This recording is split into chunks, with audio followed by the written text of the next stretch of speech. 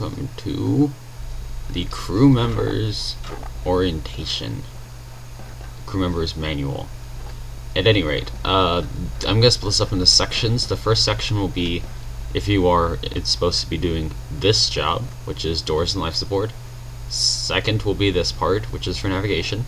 And third will be this part for weapons and shields and misc. Okay, so the first thing you need to know if you're doing the life support thing is naquadah generators. This is pretty important. They do run out of naquadah, so to recharge them you have to go to it and right click it, and then they have 25% more and you can generate more naquadah.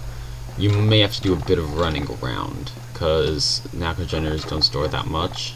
I mean, they'll run for a couple minutes by themselves, but you generally need to do that. It might actually even be a good thing to have a fourth person who just runs around the ships, Also, there is a repair tool, in case you didn't know. To use it, all you have to do is walk up to the prop and left click and hold, and it will restart to repair it. Next, your job also includes closing and opening doors. I'm not exactly sure why you would have to do that. I don't know. I'm sure there will end up being some reason eventually why you need to open and close the doors remotely. So, this is your chair. You have all of your stuff over here. It tells you how much energy you store. The status of all these doors is you can see that the starboard quarters are open, the port engine bay is open, the starboard aft resource bay is open, the port aft resource bay is open, and the energy, you have 170,000 energy, you have 7,874 naquadah in the port generator station 1, and you can control all of this from this side.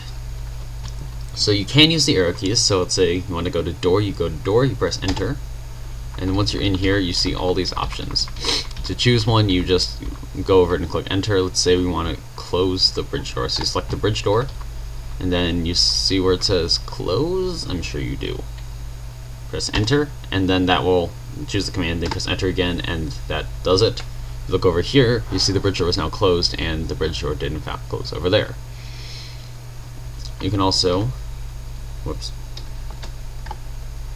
also if you press the pound sign or hashtag, if you're one of those people, then you will clear everything. So let's say I'm like, oh crap, I don't want to do anything with the bridge door or whatever, you press that. Also, you can lock the doors, which also closes them if they're open.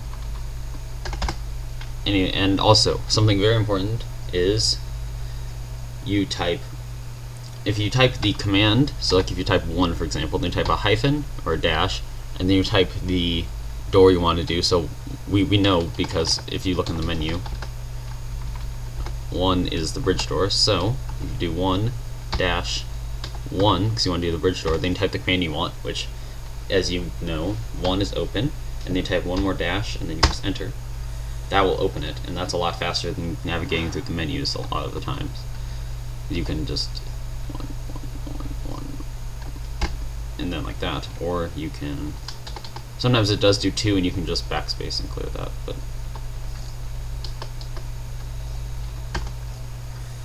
and that closed it. Alright, now onto life support menu. I am going to just go through this life support menu because 1, I don't have everything completely memorized, and 2, it's better for showing. Now you can vent things. If you go to energy, you vent it, and then it drops a bit of the energy out. Go to life support. Life support. You can vent the oxygen in the water too, but that's not necessary right now because it's exactly the same as venting energy. Now for the generator stations, I'm just going to use the bridge generator station because it's right here and I can demonstrate it. Let's go here, click activate/vent. And then you go, and it turns on. And bridge station is 7, so you can also turn it off by going like this. Also, general rule, 1 is usually on, 2 is usually off. So turn those off, and you'll see we did get more energy, 228,000. And that is the majority of your job. Presumably, the weapons officer will have to know how much energy we have so that he can decide whether or not he wants to have the shields on, or if he wants to not have them on and just take a couple hits, how many weapons to activate, and all sorts of other things like that. You'll also need to keep track of the oxygen in the water in case that gets too low, and yeah, all in all, pretty exciting. Now, next station, which is navigation. Navigation is actually probably the most straightforward job. Also, I was going to assume that you might have just clicked on the annotation to get here, so in case you haven't been here before, you use the arrow keys to select. So like if you go up, whichever one's red is what's currently selected. You can probably figure that out. Just enter to select something. Now you see everything here is what you can activate. For example, let's say we would just want to turn the gyropod on, which pretty much just activates like anti-gravity sort of. So now if we unfreeze this, and there we go, it is not falling. You can also go forwards and backwards and whatnot, but I don't really want to demonstrate that right now, just in case, because it might, because sometimes when you go forwards and backwards, the thing kind of like turns, and that's not really so ideal.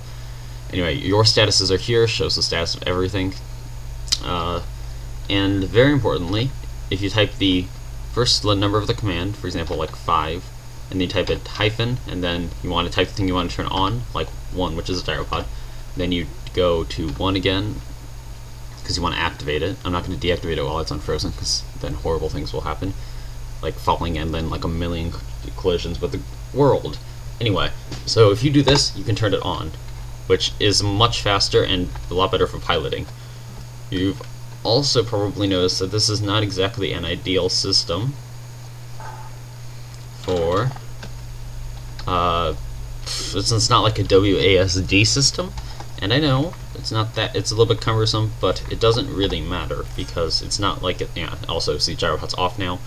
Anyway, it's not that big of a deal because it's not really, it doesn't have to be that maneuverable. I mean, and since your entire job is just flying, it's not like you need to be, you know, flying forwards and activating commands and turning down and doing all the maneuvering while you're shooting weapons and stuff. All you have to do is fly it, and it's not that difficult once you get the hang of it. You will not be making any quick maneuvers between buildings or anything, but it's not that difficult. And finally, job of the weapons and shield station. This is probably a bit of a handful, but I'm going to start to explain things right now. Okay, the first thing that you will need to know is you need to know about the targeting system and the IFF system. IFF is identification, friend or foe, and it uses a radio. When you send out the right code, it will tell all friendly ships not to shoot the specified location within a certain range. And there are two ways to control the IFF chip. One of them involves doing it from the chair. Another one you can do from right here by this control panel. And also, I'm just going to give you a quick heads up on what all the commands are for the IFF chip. Okay, so 1 is add location, 4 is remove location. I'll explain why it jumps in a second. Add location just sends out it just starts broadcasting it to tell them, oh, we're trying to, you know, do X or whatever.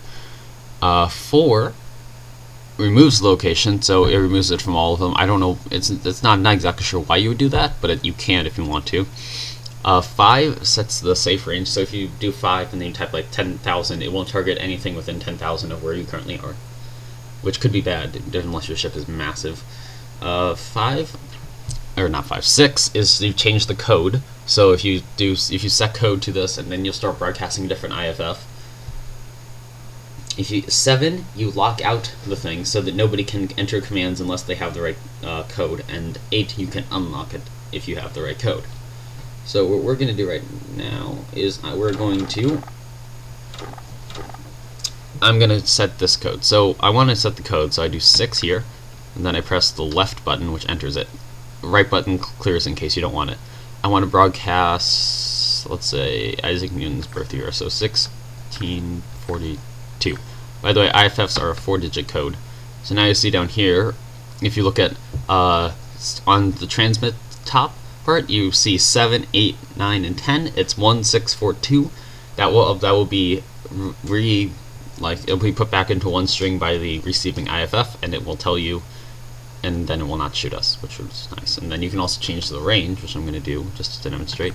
So 5, enter, and then let's say we want to do it 3. I don't know, I'm just going to do something random. No. Alright. So now,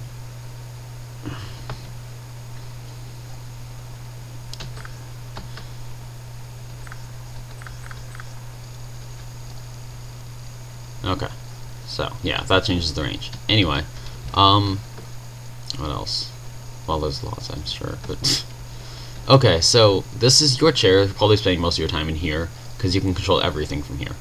So on the right, this is the status of everything. It tells you the weapon name. So the dorsal laser, dorsal's top, is deactivated. It does not have a target and is holding its fire. The ventral laser, which is bottom, is also deactivated. It has no target and holding its fire.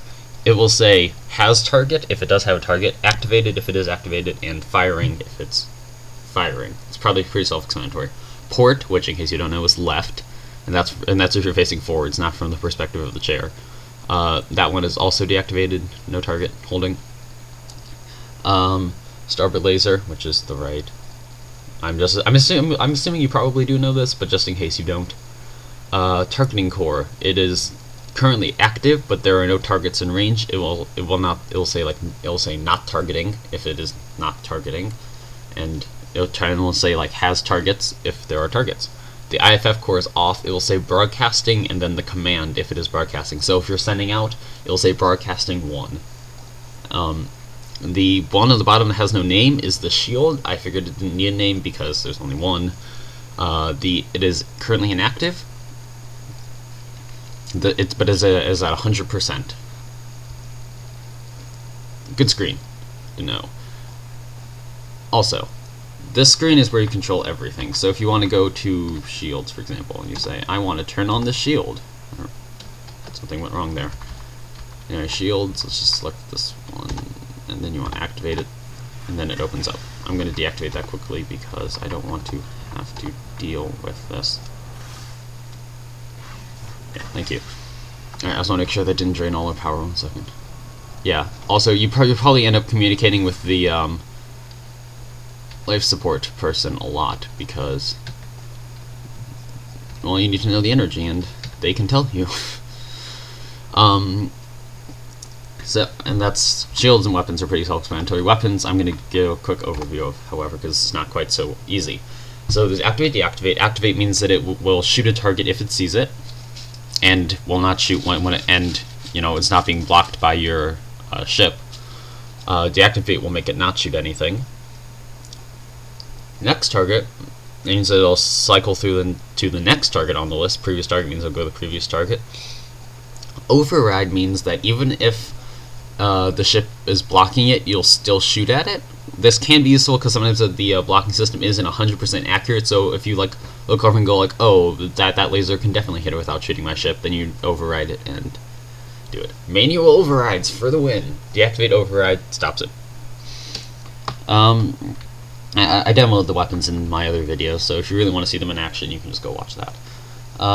Also, you have control over MISC, which contains 2 things, which is the targeting core and the IFF core. The reason why they're here and not in weapons or shields is because they require a bit more to use. Targeting core, you look in here. Okay, 1 is activate, 2 is manipulate strings. What's below manipulate strings, which is command, shows you which strings you can manipulate. Manipulate normals, you can't do any of that, so don't bother. Deactivate means that it will stop searching for targets. Add targeting class means that it'll search for this kind of target as well. So if you do like NPC, it'll start looking for NPCs. Remove targeting class, set targeting range, set minimum range. Targeting range is the max range that it will find targets in. Minimum range is the minimum range it will find targets in. Probably, oh, whoops, I just cleared that. Also, to clear, you would hit the pound key, or number sign, or hashtag, or whatever the heck you like to call it. And you can also change the IFF and remove the IFF. I mean, and this isn't like what you're broadcasting, this is what you receive. So if you want to receive, like, Kepler's birth year, for example, you would do change IFF and then 1571. Actually, a lot of these commands work because, okay, so there's this variable called command, which you can manipulate. and that is the parameter for these. So if you add targeting class and command is currently NPC, it will add NPC to the targeting list. If you change the IFF and the current command is like 10 or something, then it'll change the IFF code to 10 or whatever. So the most important thing to know really is how to manipulate the command variable. So I'm going to press 2, and that means I'm going to manipulate a string. Now you have to type which string you want to manipulate, so you type command, and then you type what value you want it to have. I'm going to give it, yeah, that'll do, whatever. So now command is that, and now you can go over to misc again, then targeting core, and then you can do like, I want to set the targeting range to that. So now the targeting range is 15,551, I think it was? I don't recall. Also, a quick tip for doing things faster, you can type the system you want to do, which is 6 in this case, then the system, the object we want to manipulate, which is 1, because that's the targeting core, then hyphen, you use the hyphens to separate out of the commands. So then if you want to manipulate the string command to be, type that wrong. God, what's going on? Like, okay. Command to be like that, then it will do that, and it'll just run the command through like that. It's a lot faster, and sometimes it's a lot better, although if you're not quite sure what it is, you might just want to go ahead and select it through the menus. Now the IFF core can broadcast the IFF, you can remove the IFF location, you can set the range of it, so that's the range that things will not shoot in if you send the right IFF out. You can change the code you're sending, you can lock it, and you can unlock it. It's exactly the same as what the control panel can do, except for this is a little bit more descriptive. Also, it uses the same commands, like if, for example, you set the range, it will set the range to whatever command is right now. Or if you change the IFF code, it'll say to change it to whatever command is. Lockout, it will lock it out with the code command, and if you unlock it, it will unlock it if the command is correct. So, yeah, I'm just going to do a quick demo of this. So, command, say, we want to broadcast 1918. Or no, 1912. Okay, we broadcast 1912, and it's not done yet, but and then you want to change the IFF code. So now when we go back over to our IFF, bit of lag there. You're now broadcasting 1912. You can see because you look at 7, 8, 9, 10, 1, 9, 1, 2, 1912, and that is. Those are your duties aboard the starship, or Ouranos, or however that's meant. I'm pretty sure that's how it's meant to be said. That's how that's how it's going to be said, because it's my spaceship. I can make it say it however the heck I want. So, thanks for watching, and goodbye. Fight well.